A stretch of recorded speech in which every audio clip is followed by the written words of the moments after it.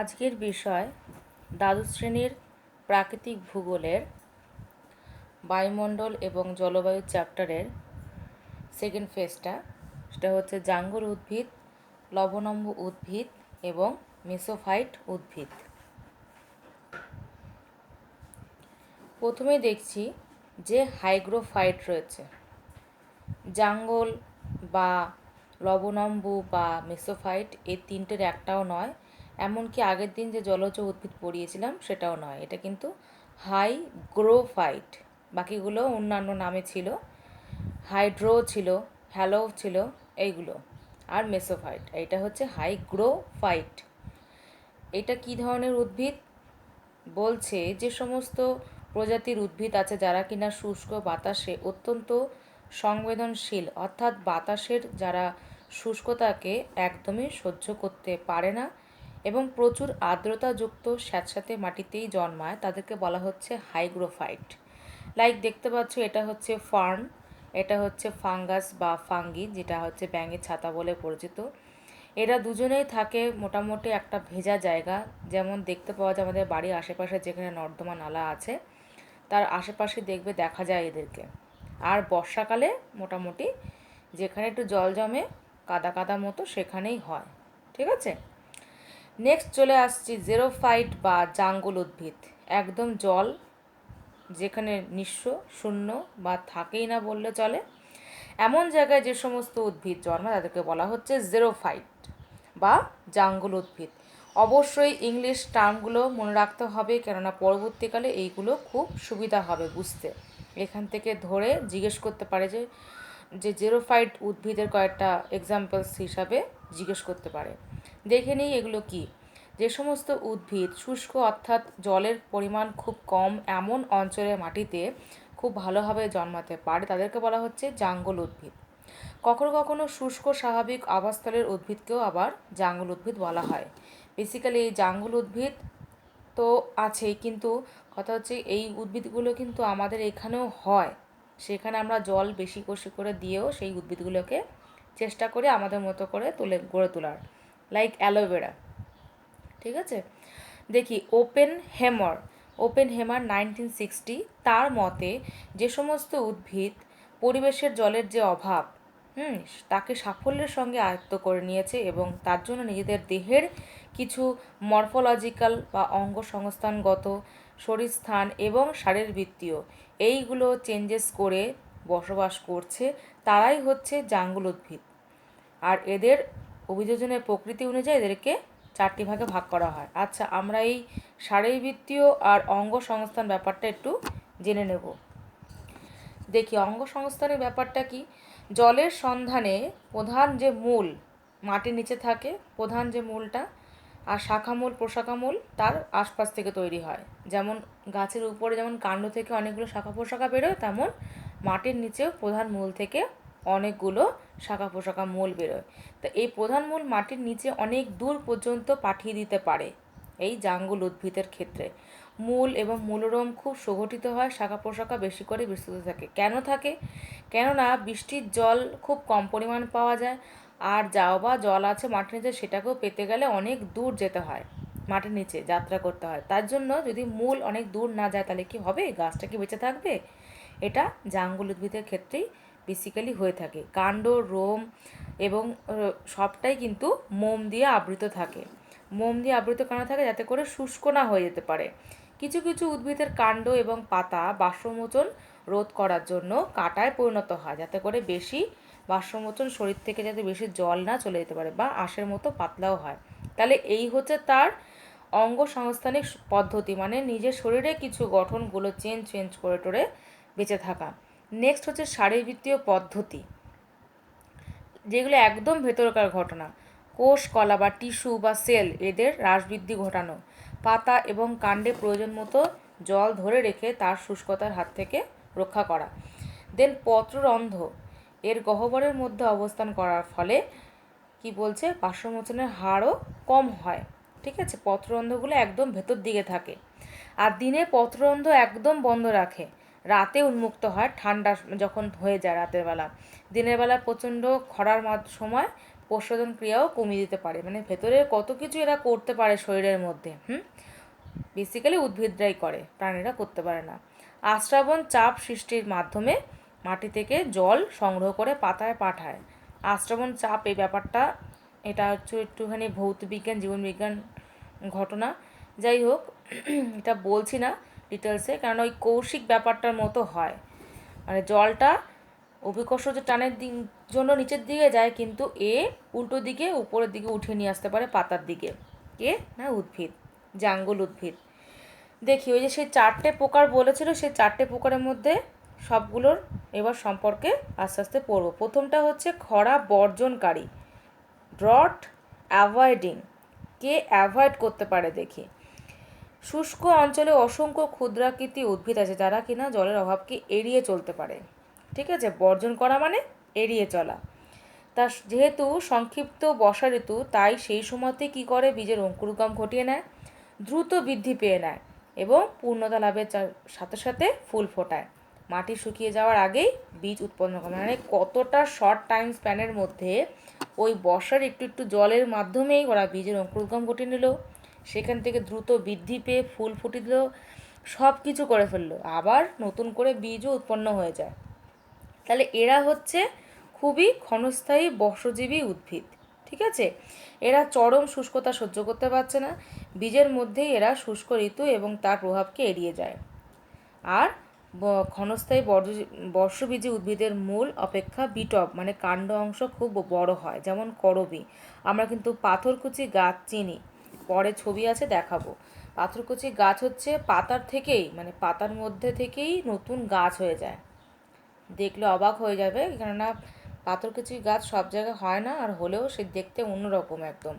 আর লবঙ্গ আমরা ডেলি খাই, কিন্তু ঘটনাটাও একই। খরা বর্জনকারী। নেক্সট চলে আসছি খরা মোচনকারী বা ড্রট এস্কেপিং, মানে পালিয়ে বাঁচতে চায়, তাই তো, যাতে করে না হয় আমার কিছু। অনেক একবর্ষজীবী বা কতিপয় দ্বিবর্ষ, মানে 1 বছর কি 2 বছর বাঁচে এমন টাইপের উদ্ভিদ, এদেরকে বলা হবে খরা বর্জনকারী। ঠিক আছে, আমার মনে হয় ইংলিশ টার্মগুলো শুনলে ভালো বোঝা যাবে যে কি বলতে চাইছে। এদেরও কিন্তু একই রকম ব্যাপার, এরাও ক্ষুদ্রাকৃতি, খুব ছোট ছোট হয়, কাণ্ড অঞ্চল মূলের থেকে অনেকটা বড় হয়। মানে মাটির নিচের মূল ছোট, উপরের কাণ্ডটা বড়। খরার সময় কি হচ্ছে, প্রতিকূল পরিবেশে এদের মাটির উপরের অংশ শুকিয়ে যাচ্ছে, ভাবা যায়, আর মাটির নিচের অংশটা ঘুমন্ত অবস্থায় থেকে যায়। যেই একটু বৃষ্টি হয় অমনি কি হচ্ছে, মাটিটা সরস হয়ে উঠছে, মানে বেশ একটা ভেজা ভেজা ভাব হচ্ছে, অমনি নতুন উদ্ভিদ ওখান থেকে জন্মায়। এরা খরা থেকে নিষ্কৃত পায়, মানে প্রচণ্ড দাবদাহ খরার মধ্যে এরা হবেই না, চুপচাপ গুটিয়ে যায়। যেমন শিয়ালকাটা, ক্যাসিয়া, বনলিন, এইগুলো এদের কাউকেই মনে হয় চোখে দেখোনি কোনোদিনও। এবার চলে আসছি খরা প্রতিরোধকারী, মানে কি, রেজিস্ট্যান্স করতে পারে, রেজিস্টিং করতে পারে, প্রতিরোধ করে দাঁড়িয়ে থাকতে পারে অনেক দিন ধরে। শুষ্ক মরুভূমি অঞ্চলে এমন কিছু উদ্ভিদ প্রজাতি আছে যারা সময় সময় অঙ্গসংস্থানিক এবং শারীরবৃত্তির যে হ্রাসবৃদ্ধি সে সমস্ত ঘটিয়ে সারা বছর ব্যাপী খরাকে প্রতিরোধ করেই বেঁচে থাকে। যেমন আমাদের সারা বছর যাবৎ দেখতে পাই ফণিমনসা, রসালো ক্যাকটাস সবাই বেঁচে আছে, অ্যালোভেরা, শতমূলী, মোটামুটি এই 3টে প্রাণীকে তো দেখা গেছেই। ফণিমনসাও চিনি, ক্যাকটাসও চিনি আমরা, আর অ্যালোভেরাকেও চিনি, 2টো ছবিও রয়েছে। তাহলে এরা দেখা যায় যে একটা টবে লাগিয়ে রেখে দিলে বছরকে বছর দেখি থেকেই যায়, প্রচণ্ড গরমেও কোনো রকম জল টল দেওয়া হবে না, তাও বেঁচে যায়, আবার জল পায়, আবার ভালো হয়ে ওঠে, কিন্তু মরে না। এই সব উদ্ভিদ কলা এবং কোষের বৃদ্ধি ঘটিয়ে বর্ষার সময় মূল, কাণ্ড, পাতায় প্রচুর জল স্টোর করে নেয়, ভালো না, এবং তখন এরা বেশ ফুলে ফেঁপে ওঠে। যেই বৃষ্টিহীন হয়ে গেল, চরম খরা হলো, যদি এখানে আমাদের খরা দেখা যায় না, মরুভূমি এলাকায় দেখা যায়, তখন সেই সঞ্চিত জলকে এরা বেঁচে থাকার জন্য ব্যবহার করে, ভালো না, তখন এরা আস্তে আস্তে শুকিয়ে যায়, দেখে মনে হয় গেল, হয়তো মরেই গেল গাছটা, কিন্তু মরে না। অত্যাধিক খরার মধ্যেই এরা বেড়ে উঠতে পারে, দীর্ঘদিন ধরে ফুল ফল উৎপন্ন করতে পারে। এই ফুল ফল কেন দেখতে পাই না আমরা এখানে, কারণ আমরা বেশি করে জল ঢালি ওই জন্য, সেটা কিনা গরমকালে, মানে মরুভূমি এলাকাতে সেটা এত সম্ভব না জল দেওয়ার পক্ষে, ওরা নিজে নিজেই সব কিছু করে ফেলতে পারে। নেক্সট চলে আসছি খরাকে যে সহ্য করতে পারে, এন্ডিউরিং। এই শ্রেণীর মধ্যে যে উদ্ভিদগুলো তারা সত্যিকারের জাঙ্গল উদ্ভিদ বা জেরোফাইটস, কারণ এরা লং টাইম মাটিতে জলের অভাব বা স্থায়ীভাবেই মাটিতে কোনো জল নেই তবুও তার তাজা ভাব বা উইল্টিং হারানোকে সহ্য করতে পারে না। মাটিতে আর কোনো রকম জলজ ভাবই থাকে না। দেখি কি ব্যাপারটা মাটির তাজা ভাব বা উইলিংটন। এটা হচ্ছে মাটির এমন একটা আর্দ্র অবস্থা যখন কিনা মাটি থেকে গাছ আর ওই আর্দ্রতা সংগ্রহ করতে পারে না। একবার এই অবস্থা যদি শুরু হতে থাকে গাছ আস্তে আস্তে শুকিয়ে যেতে থাকে বা মারা যায়। এটাকেই বলা হচ্ছে উইলিংটন পয়েন্ট। দেখা যাচ্ছে তো আমি নিচের দিকে যে রাউন্ড করছি এইটা। আচ্ছা, কিছু কিছু বৃক্ষ আছে যারা কিনা খুব অল্প সময়ের জন্য খরাকে সহ্য করতে পারে, কিন্তু বহু তৃণ আছে, গুল্ম আছে যারা মাসের পর মাস বছরের পর বছর খরাকে সহ্য করেই থাকতে পারে। মানে খরা সহ্য করতে করতে মানে তাদের মাত্রাটা high tolerant to absolute tolerant পর্যন্ত চলে যায়। এই ধরনের জাঙ্গল উদ্ভিদটাই হচ্ছে খরা কি বললাম সহ্যকারী। ঠিক আছে, দেখি আকন্দ, গুড, একদম ভালো উদাহরণ। আমরা একমাত্র শিবরাত্রির দিনেই আমরা মনে করি একে, আর বাকি টাইম ভুলে যাই। দেখি আকন্দ জিনিসটা এমনই জিনিস সারা বছরই পাওয়া যায়, বাট আমরা ওই সময় ইউজ করি। আর আছে বাবলা, বাবলা গাছের কাঁটা যদি কেউ খেতে চায় গাছে উঠতে পারে। নেক্সট চলে আসছে কি জাঙ্গল উদ্ভিদ বা এই মরু উদ্ভিদের অভিযোজনগত কিছু বৈশিষ্ট্য। এই যে অভিযোজনগত বৈশিষ্ট্য আমি কিন্তু জলজ উদ্ভিদের ক্ষেত্রেও দেখিয়েছি আগের স্লাইডগুলোতে, মানে আগের দিনের যে পড়াটা পড়ালাম। আজকেও বলছি প্রত্যেকটার কিন্তু অভিযোজনগত বৈশিষ্ট্য লিখতেই হবে, এইগুলো ছাড়া কিন্তু হবে না। দেখি জলের সন্ধানে প্রধান যে মূল তাকে কিন্তু মাটির অনেক গভীর পর্যন্ত যেতে পারে। আর কি করে মূলরম, মূলত্র, মূল এই সব কিছুই শাখা প্রশাখাযুক্ত হয়, সুগঠিত হয়, রোম আর মোম দিয়ে আবৃত হয়। কোনো কোনো উদ্ভিদের কাণ্ড আবার পাতা সব কিছুই কাঁটাতে রূপান্তরিত হয়। যে দেখা যাচ্ছে কীরকম মনে হচ্ছে এই হচ্ছে আমার গায়ে লেগে গেল। কোষ কলার হ্রাস বৃদ্ধি হয়, পাতা এবং কাণ্ডে প্রয়োজন মতো তারা জল রেখে শুষ্কতার হাত থেকে রক্ষা পায়। পাতার রন্ধ্র গহ্বরের মধ্যে অবস্থান করে, বাষ্পমোচনের হার কম। সব কটা কথায় মোটামুটি কম বেশি আগেরটাতে পড়লাম। দিনে পত্ররন্ধ্র বন্ধ রাখে, রাতে উন্মুক্ত রাখে। চরণ যখন খরা হয় তখন প্রশোধন প্রক্রিয়াকে স্তীমিত রাখতে পারে বা কমিয়ে দিতে পারে। আশ্রবণ চাপ বৃদ্ধি করে মাটি থেকে জল, মানে সব কটা কথাই কিন্তু ইম্পর্টেন্ট, আর অবশ্যই পয়েন্টিং করে করে করে করে লিখতে হবে। আঁকা তো আঁকতেই হবে, কোনো কথাই হবে না। এই আঁকাটা নয়, এই আঁকাটা। চলে আসছি নেক্সট হ্যালোফাইটস বা লবণম্ব উদ্ভিদ। লবণম্ব উদ্ভিদ মানেই কিন্তু মনে রাখতে হবে যেখানে মাটিতে নুনের পরিমাণ বেশি সেসব জায়গাতে হচ্ছে, অর্থাৎ যেখানে সামুদ্রিক জল নিত্য জোয়ার ভাটার মাধ্যমে ঢুকছে বেরোচ্ছে এইসব জায়গা, যেখানে মাটিতে থাকছে NaCl, MgCl2, MgSO4 এই সমস্ত দ্রবীভূত অজৈব লবণ কণা, এবং এদেরকে শোষণের হার খুবই কম, মানে সাধারণত সব রকম উদ্ভিদ কিন্তু এদেরকে সহ্য করতে পারে না। তাই জিরোফাইটের মতো লবণাম্ব উদ্ভিদেরও কিন্তু প্রশোধনের হার হ্রাস করার একটা প্রয়োজন দেখা যায়। ঠিক আছে, এই কারণে খুব সন্তর্পণে এরাও নির্বাচিত জল, নির্বাচিত কিছু খনিজ লবণকে শোষণ করে। সব কিছু শোষণ করে নিলে তো এরা শেষ। তো এইগুলো একবর্ষজীবী বা বহুবর্ষজীবী বিরূপ প্রকৃতির হয়, খুব বেশি কাস্টল টাইপের অনেক উঁচু গাছ হয় না, আবার মাঝে মাঝে বৃক্ষ হতে পারে।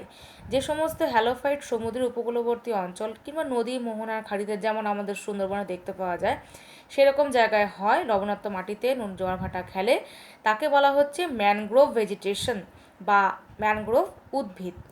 আচ্ছা, অনেকক্ষণ ধরে আশ্রবণটা পড়ছিলাম, অসমোসিস বলা হয় এটাকে। এটা মানেটা কি দেখি, কোনো ছিদ্রের মধ্য দিয়ে তরল পদার্থের ঊর্ধ্বমুখী গমন। ঠিক আছে, ছিদ্রের মধ্যে দিয়ে নিচের দিকে গমন নয়, উপরের দিকে, মানে বিপরীত অফ অভিকর্ষজ টান। তা গাছ যে চাপ দিয়ে শিকড়ের ছিদ্রপথের মাধ্যমে মাটির জলকে পুরো কাণ্ডের মাধ্যমে পাতায় পাঠিয়ে দিতে পারে তাকে বলা হচ্ছে আশ্রাবণ চাপ। ওকে, আচ্ছা এখানে পড়ি। ভারতবর্ষে গঙ্গা এবং সিন্ধু নদীর বদ্বীপ খাড়ি, তামিলনাড়ু, উড়িষ্যা, তারপরে কেরালা, মহারাষ্ট্র, কর্ণাটক, গুজরাট, এই সমস্ত কিছুই তো আমাদের সমুদ্র উপকূলবর্তী অঞ্চল, দেখানোর কোনো প্রয়োজন নেই, আমরা সবাই জানি। আর আমাদের সুন্দরবন অঞ্চল, এই সবই হচ্ছে আদর্শ ম্যানগ্রোভ উদ্ভিদ জন্মানোর জায়গা। তো এই সমস্ত জায়গাতেই উদ্ভিদের শ্বাসকার্য চালানোর জন্য প্রচুর শ্বাসমূল, ঠেসমূল, কাদামাটিতে দৃঢ়ভাবে আটকানোর জন্য স্তম্ভমূল, এই সমস্তগুলো উৎপন্ন হয়। তাদের নামগুলো কি? গোলপাতা, বিনা, হাড়গোজা, বোড়া, ক্যাংড়া, গড়ান, সুন্দরী। আমার মনে হয় 3-4টে নাম মনে রাখলেই এনাফ। এবার চলে আসছি তাদের অভিযোজনগত বৈশিষ্ট্য, তাদের অ্যাডাপ্টেশনগুলো কী করে হয় দেখি। 1, 2, 3, 4 4টে পয়েন্ট লিখতে হবে, কোনো পয়েন্ট বাদ দেওয়া যাবে না। আর প্রত্যেকটাতে আমার মনে হয় হেডিং করে ফেললে ভালো হয়, নাহলে আবার লেখার সময় বলবি যে কই বইতে ছিল না তো। যেমন উদ্ভিদের পাতা, এটা হলো হেডিং। যদি পাতা বলে হেডিং করি তাহলেই হয়ে যাবে। এটা হচ্ছে তৈলাক্ত মসৃণ, অর্থাৎ প্যালিসেড কলার গঠন সুস্পষ্ট থাকে আর জলধারণ ক্ষমতা অনেক বেশি। নেক্সট পয়েন্ট মুখে বলছি শুধু, মানে খাতায় লিখে রাখলে ভালো হয়। কি লিখতে হবে? শ্বাসমূল হেডিং। শ্বাসমূল হেডিং লিখলাম। এবারে মাটির মধ্যে বায়ু প্রায় থাকে না বলে শ্বসনের জন্য বহু সংখ্যক সহায়ক শ্বাসমূল উপরের দিকে লম্বভাবে অবস্থান করে মাটির উপরে। এরপরে আমরা কি বলবো? স্তম্ভমূল এবং ঠেসমূল হেডিং করব 3 নম্বর পয়েন্টটাতে। তারপর লিখব জোয়ার ভাটার জন্য তো স্থানচ্যুত হতে পারে, সেটা যাতে না হয় তার জন্য দেখা যায় ঠেসমূল আর স্তম্ভমূল। আচ্ছা, এইগুলো শ্বাসমূল, এই যে আর ঠেসমূলটা দেখাচ্ছে আগের পাতায়, এই যে ঠেসমূল। ঠিক আছে, ঠেসমূল। স্তম্ভমূল এইগুলো দেখায়নি নামগুলো, মানে এইটা যদি বড় গাছ হয় এটা পাশে হয়। ঠিক আছে। আচ্ছা, নেক্সট চলে আসছি 4 নম্বর পয়েন্ট। কী লিখতে হবে? একটাই হেডিং, জরায়ুজ অঙ্কুরোদ্গম, এটা হেডিং। আর লিখতে হবে যে লবণাক্ত মৃত্তিকায় অঙ্কুরোদ্গম প্রায় হয় না। উদ্ভিদের ফলের মধ্যেই, এই যে ফল, উদ্ভিদের এই যে পাতা, এই যে ফলের মধ্যেই হয়ে যাচ্ছে কি? অঙ্কুরোদ্গম, অর্থাৎ ভ্রূণ মূল বেরিয়ে যাচ্ছে, এই যে। ঠিক আছে। এবার যেই দেখছে যে জোয়ার না, ভাটা অবস্থায় রয়েছে, গাছ কি করে বোঝে জানে না, ঠিক কর্দমাক্ত মাটির মধ্যে নিক্ষেপ করে গাছ থেকে ফলটাকে। এইটাই জরাজ অঙ্কুরোদ্গম, মানে গাছ থেকে যখনই পড়লো, এই যে অংশটা আছে এটা চট করে এখানে গেঁথে যায়। ঠিক আছে, এই অংশটা প্রথমে সৃষ্টি হলো, এই যে ফুল ফল আর এই যে হচ্ছে বীজপত্র কাণ্ড, এইটাই টপ করে পড়ে মাটিতে, সেখানেই গেঁথে যায়, সেখান থেকেই আবার এই যে গাছ হয়ে যাচ্ছে। ঠিক আছে, বীজকে কাটা মাটিতে যাতে করে ডুবে না যায় বা যাতে করে জলের রকম ভেসে থাকতে পারে, তার থেকেও রক্ষা করার জন্য জরায়ু অঙ্কুরোদ্গম ঘটানো হয়। ঠিক আছে। নেক্সট চলে আসছি এর কিছু ক্লাসিফিকেশনে। এটা কে করেছে? স্টকার করেছে 1933-তে।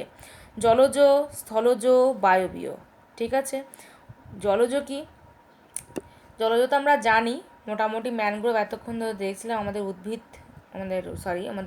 সুন্দরবনের যে উদ্ভিদ ম্যানগ্রোভ, সেটাতেই হচ্ছে জলজ লবণাম্ব, কারণ জল ছাড়াই হবে না, মানে জল সবসময় যেন সেখানে থাকছে। ঠিক আছে, জলের উপরেও থাকতে পারে ভেসে ভেসে, ফটো আর দিলাম না।